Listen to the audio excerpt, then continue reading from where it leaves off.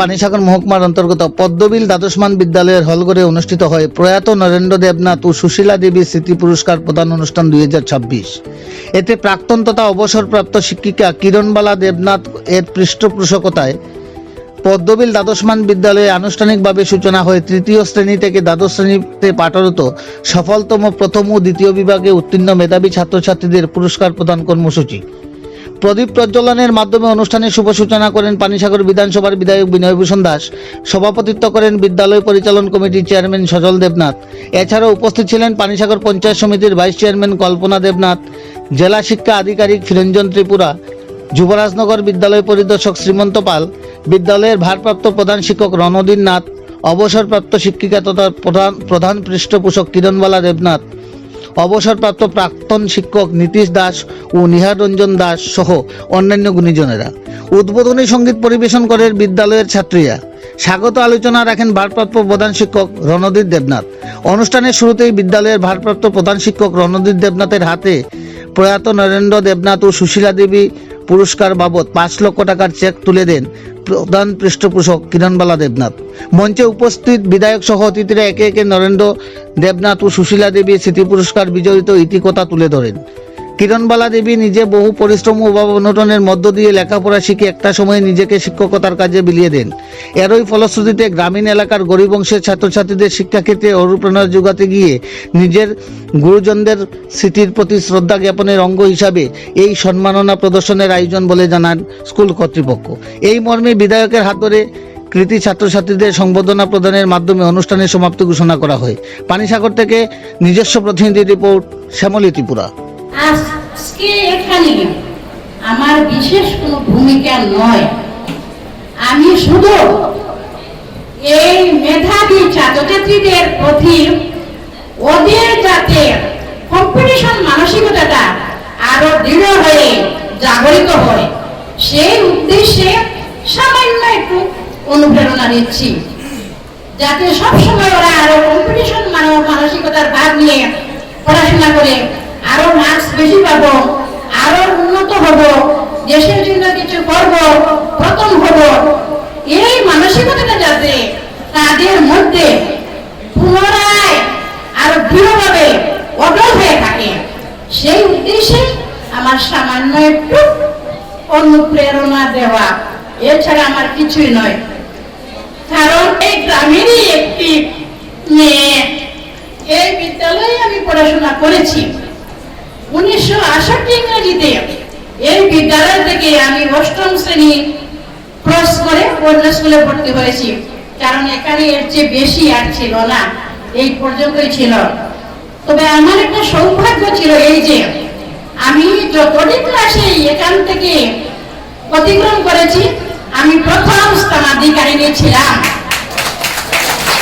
আমার এই স্থানটা কেউ কোনদিন পারেনি। অনেক ছেলেরা আছে আমার সঙ্গে কম্পিটিশন দিয়েছে, কিন্তু সেটা কেউ নিতে পারেনি। আমি সব সময় প্রথম পেয়ে গিয়েছি। তাছাড়া আমি যখন ক্লাস 6-এ পড়ি তখন আমি মেধাবৃত্তির চান্স পেয়েছি। আজকে থেকে 50 বছর আগে শিশুটিংদিতে তখন ধর্মনগর থেকে যে পরীক্ষা দেব সেইটুকু ব্যবস্থা ছিল না। এই গ্রামের শিক্ষক ছিলেন নলিনী মোহন দেবনাথ। উনি একজন শিক্ষককে ডেকে বললেন, আপনার বাড়িতে চন্দ্রপুর, আপনি ওকে টাকার ব্যবস্থা দেবেন। সত্যি সত্যি আগের দিন আমার বাবা চন্দ্রপুর ওই স্যারের বাড়িতে নিয়ে দিয়ে গেলেন। আমি 1 সপ্তাহ থেকে 6-এ বৃত্তি পরীক্ষা দিলাম, মেধা বৃত্তিও আমি পেয়েছি। তাই এই স্কুলের প্রতি আমার যথেষ্ট দায়িত্ব হয়ে গেছে আমি নিজে মনে করি, কারণ যা আমি পেয়েছি এই স্কুল থেকেই পেয়েছি। কিন্তু এই স্কুলের প্রতি যে আমি কিছু করব সেই সুযোগটুকু আমি পাইনি। তবে মনে মনে একটা আশা ছিল, যদি কোনোদিন চাকরি হয়, চাকরি অবস্থায় আমি এই স্কুলে 2-4 দিন হলেও চাকরি করে যেতে পারি, তাহলে হয়তো আমি কিছু অনুদান দেব। কিন্তু আমার দুর্ভাগ্য, আমার চাকরি হয়েছে 1986 ইংরেজিতে। তখন 80 থেকে 86-87 পর্যন্ত যাদের এই গ্রামের ওদের মধ্যে অনেকে এই স্কুলে চাকরি করে গিয়েছেন 1 বছর হলেও, নতুবা পার্শ্ববর্তী স্কুলে হয়তো পূর্ব পদ্ধতি, নয়তো উত্তর পদ্ধতি, নয়তো দক্ষিণ পদ্ধতি, মোটামুটি এই স্কুলের সাথে একটা যোগাযোগ রাখার ব্যবস্থা পেয়েছেন। কিন্তু আমার কপালে তা জুটেনি। আমার যে চরম শিখরে আমরা পৌঁছে যেতে চাই।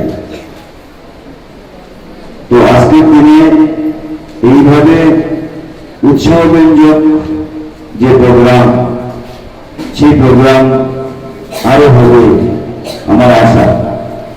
শুধু বিদ্যালয় নয়, সর্বক্ষেত্রেই এর প্রমাণ পাওয়া যাবে। আমি চাইব আরো যারা যারা রয়েছেন, যাদের সামর্থ্য রয়েছে, তারা শুধু এই বিদ্যালয় নয়, সকল বিদ্যালয় বিদ্যার ক্ষেত্রে যাতে আরো উন্নতি হয়, ছাত্রছাত্রীরা উৎসাহিত হয় এবং সর্ব ধরনের পরিকল্পনা যাতে বাস্তবায়িত হওয়া যায়, অর্থনৈতিক কারণে যাতে কিছু পিছিয়ে না যায়, এটার ব্যবস্থা যাতে করা হয়। এখানে ডিও সাহেব রয়েছেন, স্কুলগুলি মেরামতের জন্য অর্থ আছে। আমি অনুরোধ করব, এই স্কুলে কিছু সমস্যা রয়েছে, ইনফ্রাস্ট্রাকচার কিছু ভগ্নদশা রয়েছে, সেটার প্রতি নজর দেওয়ার জন্য আমি আশা করব যে ফান্ড রয়েছে, যে ফান্ড এলোকেট এসেছে, আমি জানি উত্তর ত্রিপুরাতে প্রায় 22টা স্কুলে দেওয়ার জন্য প্রত্যেক স্কুলে 2 লাখ টাকা করে ফান্ড রয়েছে। আমি যতটুকু জানি, খবর আমার কাছে যা আছে, আমি চাইব এই বিদ্যালয়ে যাতে এটার অংশীদার হয় এবং এগুলি অতি দ্রুত যাতে কাজ সম্পন্ন হয়, এই আশা আমি ব্যক্ত করছি আজকে।